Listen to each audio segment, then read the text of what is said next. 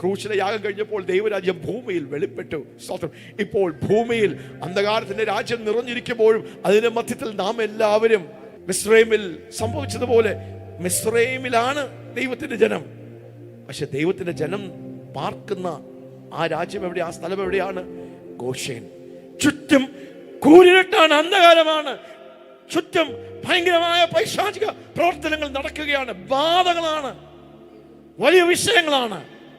പക്ഷെ എന്തോ ഒരു രാജ്യത്തിൽ തന്നെ, മിസ്രൈമിൽ തന്നെ ബാധകളും പീഡനങ്ങളും വിഷയങ്ങളും പ്രശ്നങ്ങളും ന്യായവിധികളൊക്കെ വരുമ്പോൾ ഗോഷേനിൽ അന്ധകാരം കാരണം അങ്ങോട്ടും ഇങ്ങോട്ടും സ്തോത്രം പിച്ച് ഡാർക്കായിരുന്നു.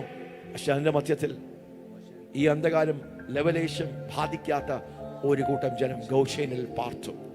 ചുറ്റും രോഗമാണ്, ചുറ്റും ക്യാൻസറാ, ചുറ്റും സ്തോത്രം സൂയിസൈഡുകളാണ്, മരണമാണ്, തകർച്ചയാണ്, പരാജയങ്ങളാണ്, ക്ഷാമമാണ്, ബന്ധനമാണ്. പക്ഷെ ദൈവരാജ്യത്തിൽ ജീവിക്കുന്ന നമുക്ക് ഓരോരുത്തർക്കും ഗോഷേന്റെ അനുഭവം പോലെ ആ അനുഭവത്തിലേക്ക്, അതിനേക്കാൾ മേൽത്തരമായ അനുഭവത്തിലേക്ക് ദൈവം നമ്മെ കൊണ്ടുവരുവാൻ. ചുറ്റും പരാജയമായിരിക്കാം, ചുറ്റും നാശമായിരിക്കാം, തകർച്ചയായിരിക്കാം.